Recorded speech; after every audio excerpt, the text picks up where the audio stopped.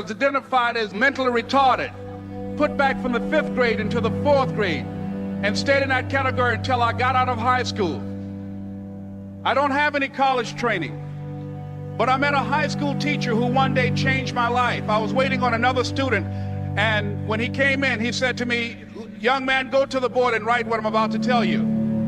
And I said, I can't do that, sir." He said, "Why not?" I said, "I'm not one of your students." He said, "It doesn't matter. Follow my directions now." I said, "I can't do that, sir." He said, "Why not?"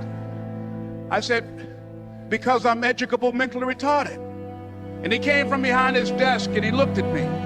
He said, "Don't ever say that again. Someone's opinion of you does not have to become your reality."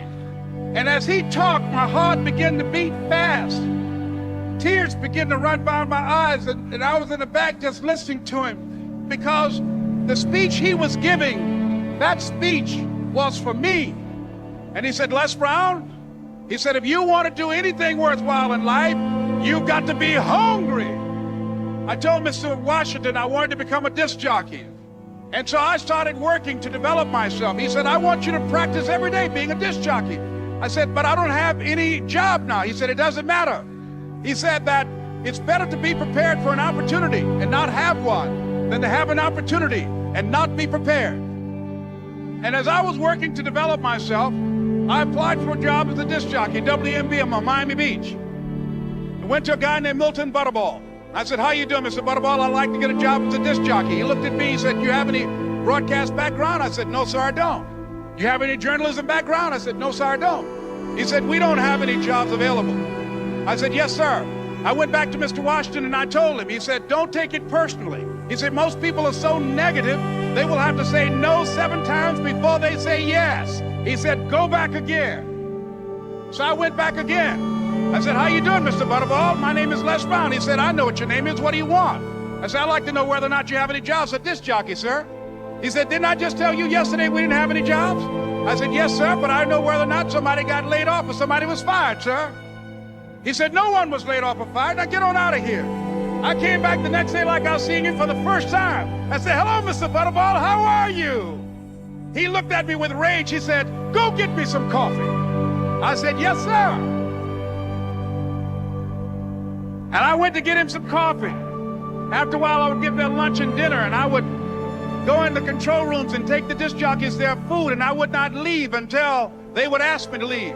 One Saturday afternoon, while I was at the radio station, a guy named Rock was drinking while he was on the air. I was the only one there, looking at him through the control room windows, walking back and forth, young, ready, and hungry.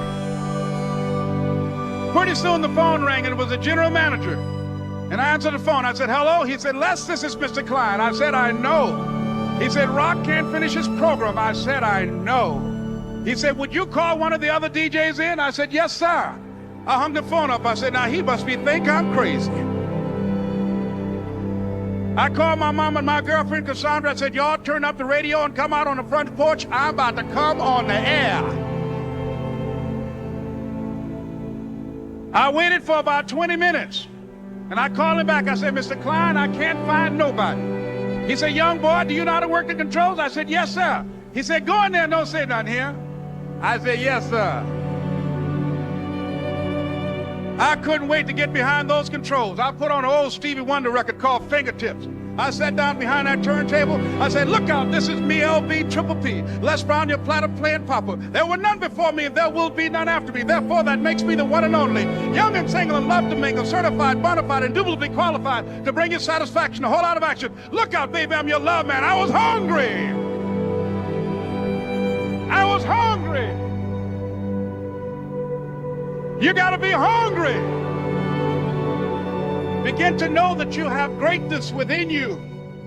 And if just one of you here begin to envision yourselves as being blessed and highly favored to reach your goals, if just one of you capture the essence of what that means, that you have greatness within you and a responsibility to manifest that greatness, that you can make your parents proud, you can make your school proud, You can touch millions of people's lives, and the world will never be the same again because you came this way.